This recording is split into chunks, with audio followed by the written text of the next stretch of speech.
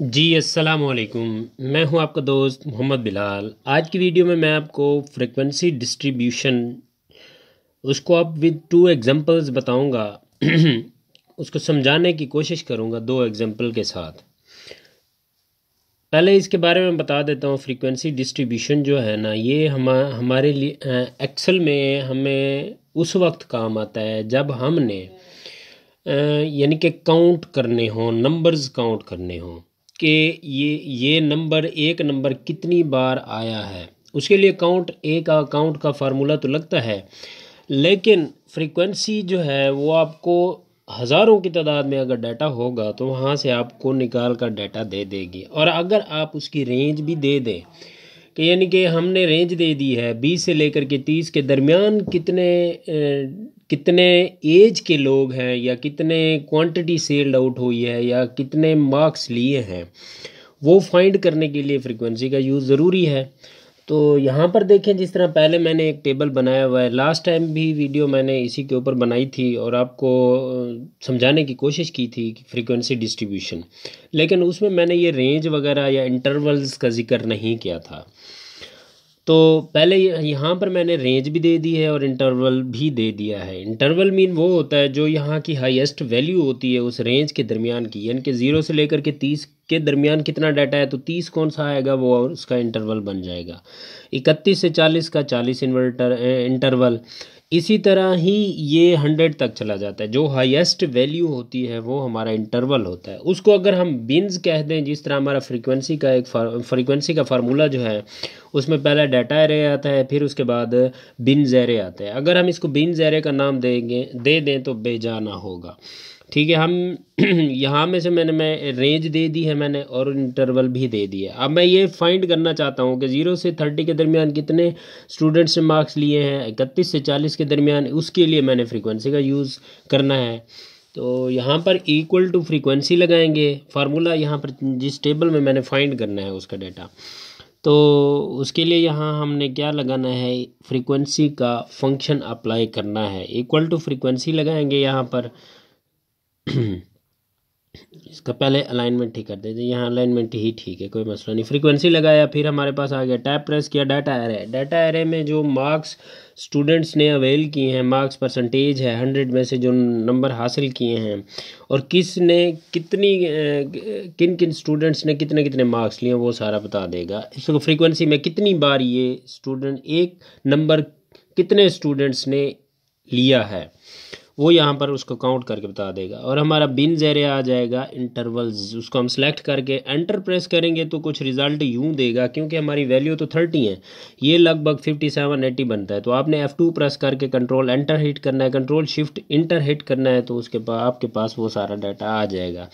यानी कि 0 से 30 के दरमियान कोई भी नहीं है, फिर 31 से लेकर के 40 तक 3 है, फिर 50 से इसी तरह 100 भी, 91 से लेकर 100 तक कोई भी नहीं है। यहाँ पर देखें, मैं इसकी वैल्यू, इसमें से किसी की भी वैल्यू चेंज करूँगा तो इसके ऊपर इफ़ेक्ट होगा।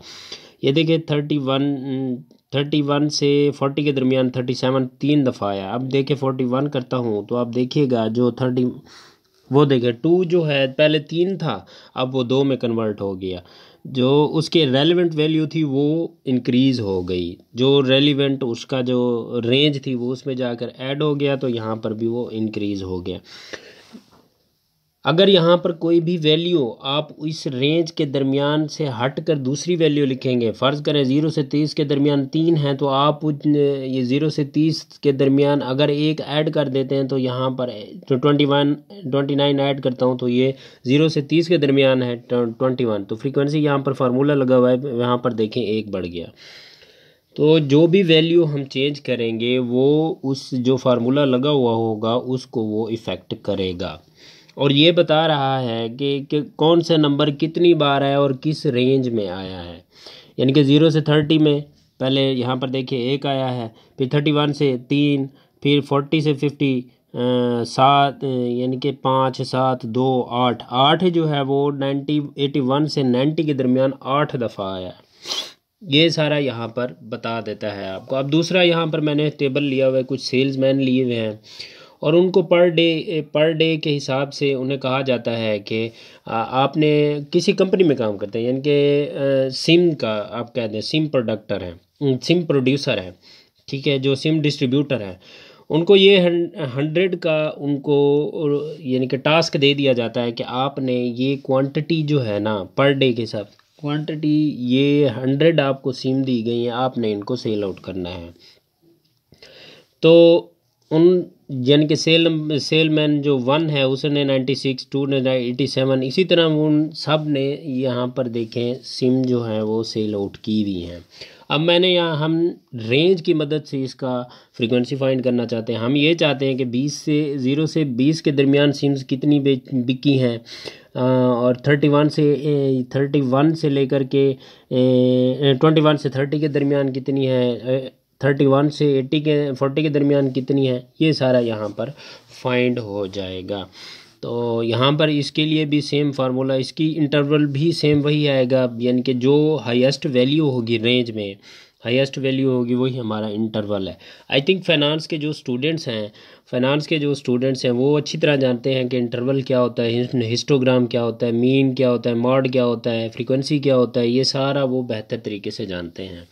तो यहाँ पर लगा देते हैं equal to frequency data array, हमारे पास ये पर डे वाला क्वांटिटी वाला आ जाएगा, कॉमा लगाकर हमारा इंटरवल ये आएगा। इसको हम ब्रैकेट क्लोज करके एंटर हिट करेंगे। अगर एंटर हिट करेंगे तो कुछ रिज़ल्ट कुछ डिफरेंट आएगा। जो हमारी वैल्यूज़ है यहाँ पर देखें, मेरे पास टोटल 15 हैं, तो 7 7 7 6 6 2 1 3 और 12 15 और 21, ये 36 वैल्यू बन जाती हैं, जबकि मेरे पास टोटल कितनी है 15 वैल्यू हैं।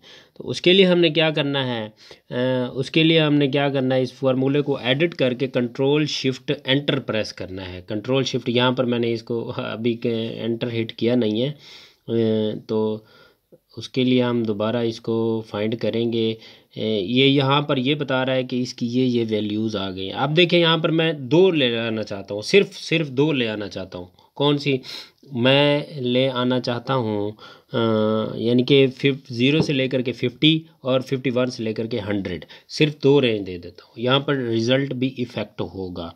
अभी यहाँ पर देखिएगा 51 से लेकर के हम कौन सा रखते हैं 100। अब यहाँ पर 20 नहीं, यहाँ पर हाईएस्ट वैल्यू 50 है और यहाँ पर हाईएस्ट वैल्यू 100 है। अब देखें ऊपर 16 आ रहा है, 2 क्वांटिटीज़ 14 और 2 16 हैं। यहाँ पर देखिएगा फार्मूला गलत लगा हुआ है ना, एंटर हिट किया था। अब यहाँ पर इसको रेंज को लिया है, कामा करेंगे और फिर हमारे पास क्या आ जाएगा, बिन ज़ेरे आ जाएगा। इसको क्रॉस करके enter control shift enter hit करेंगे। अभी रिज़ल्ट यहाँ पर देखिएगा कि इस फार्मूले को मैं जैसे ही ड्रैग करता हूँ, 0 से 50 के दरमियान 2 नंबर हैं, इस फार्मूले को ड्रैग करता हूँ तो देखिए 16 हो गए, जबकि हमारे पास तो कितने हैं, हमारे पास यहाँ पर भी कितने हो गए, 15 हो गए, 15 है। अब देखिए जो नंबर मैं 0 से 50 के दरमियान इंक्रीज़ करता जा रहा था, ऊपर तो इंक्रीज़ हो रहा था लेकिन नीचे डिक्रीज़ नहीं हो रहा था। हालांकि होना तो ऐसे चाहिए ना कि 15 बराबर रहना चाहिए, ऊपर वाला इंक्रीज़ हो तो नीचे वाला डिक्रीज़ ज़रूर हो, नीचे वाला इंक्रीज़ हो तो ऊपर वाला नंबर जो है वो डिक्रीज़ ज़रूर हो। यहाँ पर देखिएगा 45 को हिट किया, वो 13 बना और 14 वैसे का वैसे खड़ा, इफ़ेक्ट नहीं हो रहा। उसके लिए हमने क्या करना है, उसके लिए हमने जो हमारे पास फार्मूला लगा हुआ होगा उसको हमने क्या करना है, फ्रीज़ कर देना है। ठीक, फ्रीज़ करेंगे, जैसे ही नीचे ले आएंगे तो भी रिज़ल्ट जो है उसको ड्रैग करेंगे तो भी रिज़ल्ट डिफरेंट आएगा। उसके लिए क्या करना है, अब देखिएगा फार्मूले को जब आप लोग ड्रैग करते हैं, जो फ्रीज़ हुआ होता है, जो पहला कॉलम होता है ना, जिस कॉलम में पहले कॉलम में डाटा होता है मौजूद, वो सारा फ्रीज़ आ जाता है। उसके लिए आपने वो नेक्स्ट वीडियो में मैं आपको डिस्कस करूँगा। तो कंट्रोल शिफ्ट रेंज को सिलेक्ट करके एडिट करके formula control shift enter hit करना है। अब देखिएगा यहाँ पर टोटल कितनी होगी, 15। अब जो भी वैल्यू यहाँ पर देखें तब्दील करते हैं, वो ऊपर तो इंक्रीज़ होती है, नीचे भी डिक्रीज़ होती है। ये देखें पहले 3 थी, अब क्या हो गई, 4 और 11 हो गई। इसका लॉजिक मैं आपको नेक्स्ट वीडियो में बताऊंगा कि फार्मूला को जो हमारा फ्रीज़ किया जाता है, इसका क्या मकसद है, इसका क्या फ़ायदे हैं और क्या नुकसान हैं। मज़ीद इस तरह की टिप्स एंड ट्रिक्स हासिल करने के लिए आप हमारे यूट्यूब और फेसबुक पेज को फॉलो करें। उम्मीद करता हूँ ये वीडियो पसंद आई होगी। शुक्रिया।